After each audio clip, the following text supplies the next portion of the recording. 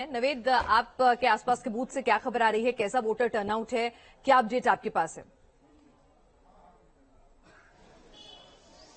देखिए, इटावा में हूं मैं पिनाज और इस वक्त 9 बजे तक का मतदान प्रतिशत आ गया है मेरे पास। जसवंत नगर सीट पे 7.5% मतदान हुआ है। इटावा की बात करूं सदर सीट की तो यहाँ पर 6.82% हुआ है और भरतना में 6.15%। ये 9 बजे तक का है, यानी कि लोग निकल रहे हैं। कतार लगातार बनी हुई है, ये कह सकते हैं आपकी महिलाएं बहुत ज्यादा निकल के आ रही है। इटावा की जसवंत नगर सीट हाई प्रोफाइल सीट मानी जाती है, लेकिन अगर इटावा सदर की बात करूं तो इस बार यहाँ पर बड़ा ही इंटरेस्टिंग मुकाबला है, क्योंकि इस बार त्रिकोणीय मुकाबला है।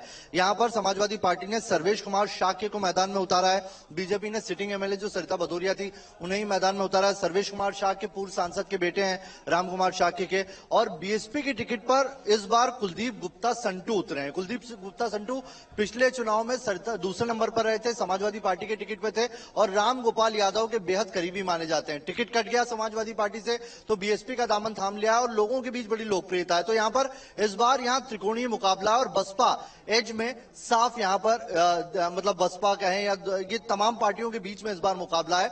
और इस बार इटावा का बड़ा दिलचस्प चुनाव रहने वाला है। जसवंत नगर सीट से शिवपाल यादव है ही मैदान में, जिन्होंने पिछली बार बीजेपी की लहर में जब इटावा जो समाजवादी पार्टी का गढ़ था, जहां पर तीनों में से 2 सीटें बीजेपी ले गई थी, तो जसवंत नगर बचाया था। इस बार बीजेपी को अपना पुराना जो स्कोर है वही दोहराना है होगा यहाँ पर। बिल्कुल, अगर यहां पर हम बात करें 16 जिलों की, जिसमें से 8 जिलों में समाजवादी पार्टी का गढ़ और दबदबा है, तो उस सब के बीच में यहां पर बीजेपी अगर अपना पुराना एंटी इनकम्बेंसी के बीच में पुराना प्रदर्शन भी दोहरा सके तो वो भी अपने आप में किसी जीत से कम नहीं होगा। हमारे साथ विद्या भी लगातार ग्राउंड जीरो से जुड़े हुए हैं, लक्ष्मी भी जुड़ी हुई हैं, एनके सिंह भी जी साथ हैं।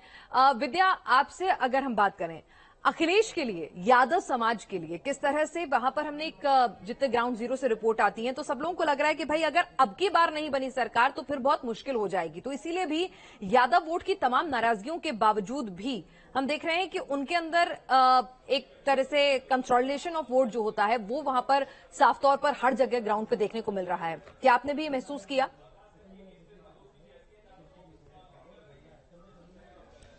जी बिल्कुल, देखिए मैं अगर मोटे मोटे तौर पर एक जहां जहां मैं घूमा हूं यादव लैंड में, वहां की बात अगर बताऊं अपने दर्शकों को पिनास, तो देखिए यादव वोटर जो हैं वो सीधे सीधे अखिलेश यादव के साथ जुड़े हुए नजर आते हैं। दलित वोटर जो हैं वो बटे हुए नजर आते हैं, वो बीजेपी और बीएसपी की तरफ जाते हुए नजर आते हैं।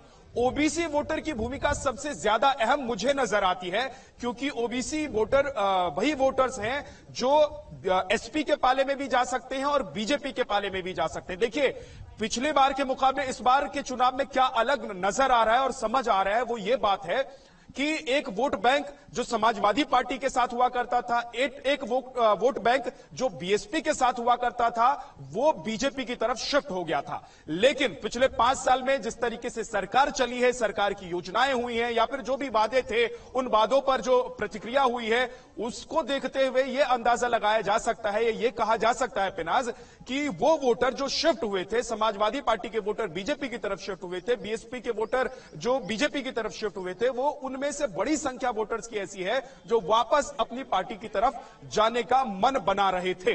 अब आज जब वोटिंग चल रही है, जब वोट डालने वोटर्स जा रहे हैं, तो वो क्या करेंगे ये कहना मुश्किल है, लेकिन उनका मन पढ़ने की कोशिश जहां तक मैंने की थी तो वो वापस समाजवादी पार्टी या बीएसपी के साथ जाने का मन बना रहे थे। तो ये एक फायदा समाजवादी पार्टी को हो सकता है। लेकिन देखिए जसवंत नगर, जहां पर हमारे सहयोगी धीरेन्द्र कुंडेर मौजूद हैं, इटावा में नवेद मौजूद है। देखिए जसवंत नगर में जब मैं घूम रहा था तो यादव परिवार को लेकर यह कहा गया, लोग ये कहते हुए मुझे नजर आए कि यहां पर यादव परिवार का कोई भी बच्चा भी अगर खड़ा होगा तो वो जीतेगा। मैंने कहा कि भाई ऐसा क्यों आप लोग कह रहे हैं कि यादव परिवार का कोई बच्चा भी खड़ा होगा तो यहां जीत जाएगा?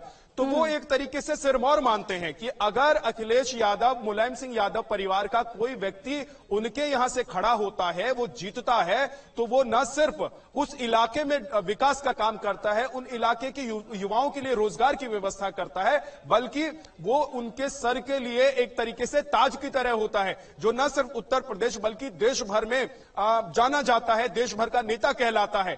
तो इस तरीके से अगर हम देखें यादव लैंड को पिनाज, तो यादव तो सीधे सीधे बटे हुए नजर आते हैं, जाते हुए नजर आते हैं समाजवादी पार्टी के साथ। कितने जाएंगे नहीं जाएंगे ये कहना मुश्किल है, लेकिन ओबीसी और दलित वोटर ही तय करेंगे कि क्या बीजेपी 2017 बिल्कुल आप सही कह रहे हैं अनुराग। तमाम जिन सीटों पर बीजेपी ने कब्जा किया था उन सीटों पर बढ़त बना